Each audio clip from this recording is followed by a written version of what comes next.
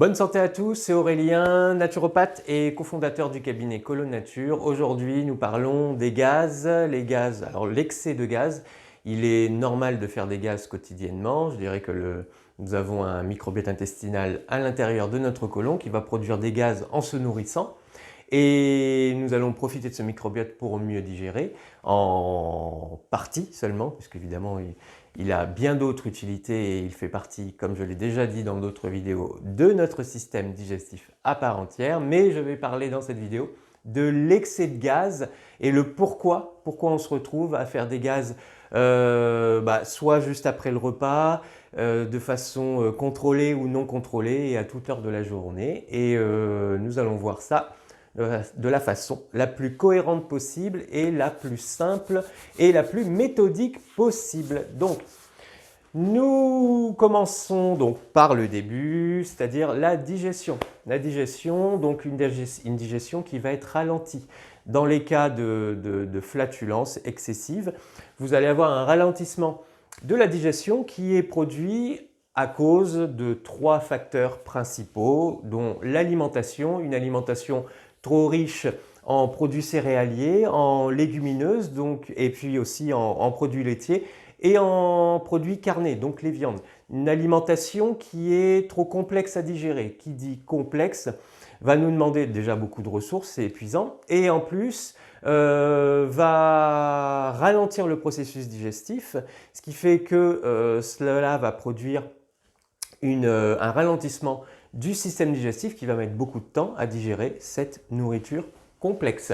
Vous avez évidemment le stress, comme toujours aussi, le stress, le sommeil. Donc le stress, c'est les émotions et c'est toutes les adaptations que nous allons rencontrer, que nous allons être obligés de faire au quotidien, que ce soit au travail, que ce soit dans notre vie donc professionnelle, dans notre vie familiale, affective, peu importe. Et toutes les émotions liées évidemment à la colère, à la frustration, à la peur du lendemain vont nous mener à dépenser encore beaucoup d'énergie, un épuisement du système puisqu'on va ruminer pas mal aussi.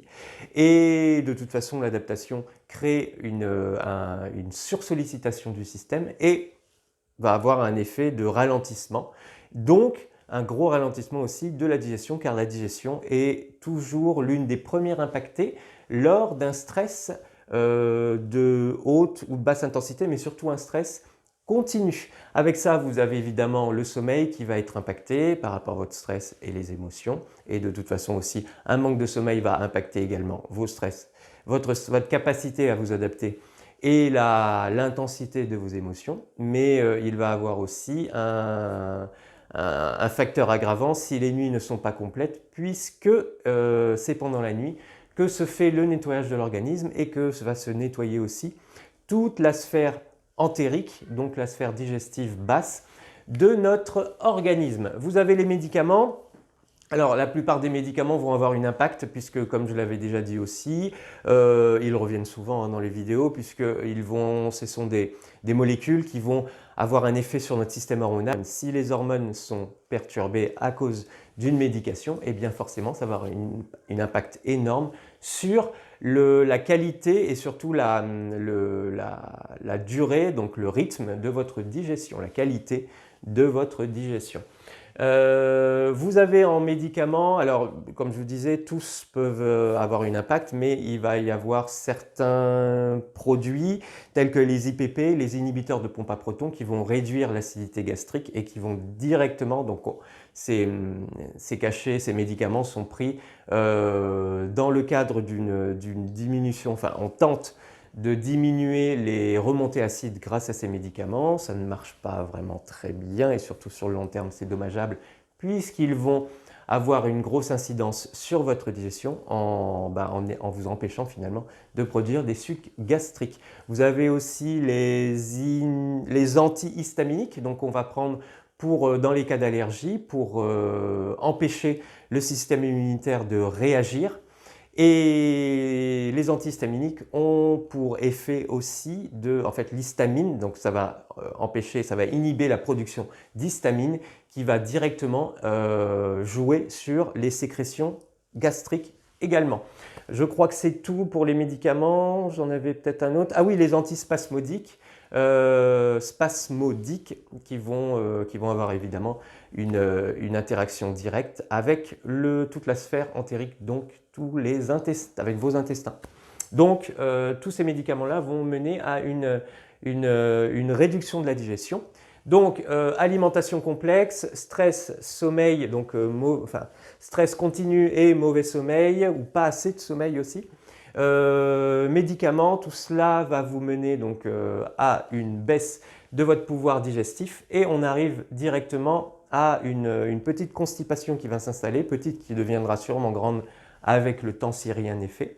Et que va permettre cette constipation? Elle va permettre une accumulation de sel et de produits, non, de sel en fait tout simplement, donc d'aliments qui vont rester trop longtemps dans le tube digestif et qui vont permettre de nourrir en trop grande quantité le microbiote intestinal. Je vous le rappelle, le microbiote intestinal, ce sont tous les micro-organismes qui sont alors, dans l'intestin grêle, mais il y en a très peu dans l'intestin grêle, mais surtout dans le côlon, et qui vont permettre de digérer ce qu'on ne peut pas digérer, créer des hormones et tout ça, enfin, beaucoup de choses. Donc là, une fois que la constipation sera en place et qu'il y aura une grosse accumulation de sel, on va voir apparaître une dysbiose, donc un dérèglement de ce microbiote intestinal qui va se surmultiplier puisque la nourriture étant en trop grande quantité, surtout si vous avez une alimentation trop riche en produits complexes et en produits collants comme les féculents, donc les céréales, pain, pâteries par exemple, donc tout ce qui est à base de blé aussi, avec le gluten, le riz parce que beaucoup d'amidon qui va devenir collant et tous ces produits-là vont créer des plâtres au niveau de votre côlon et qui vont représenter un garde-manger infini finalement, puisque le côlon n'arrivera jamais à être propre, si je puis dire, oui, assaini par ses propres moyens, puisque les produits qui sont à l'intérieur ne sont pas forcément adaptés aux capacités de notre côlon. Donc, un surdéveloppement bactérien et surtout, cela va mener à un appauvrissement du microbiote intestinal, c'est-à-dire que nous avons une foule dans le microbiote intestinal, nous avons une foule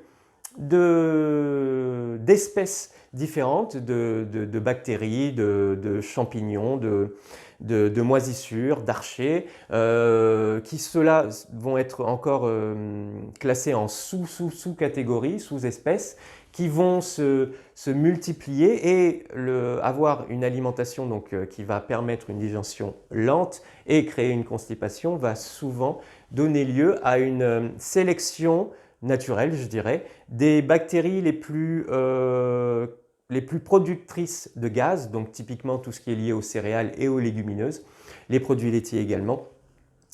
Ces bactéries qui sont spécialisées dans cette alimentation vont être en surnombre puisque c'est la nourriture principale qu'elles auront et que c'est la nourriture qui reste le plus longtemps dans votre côlon.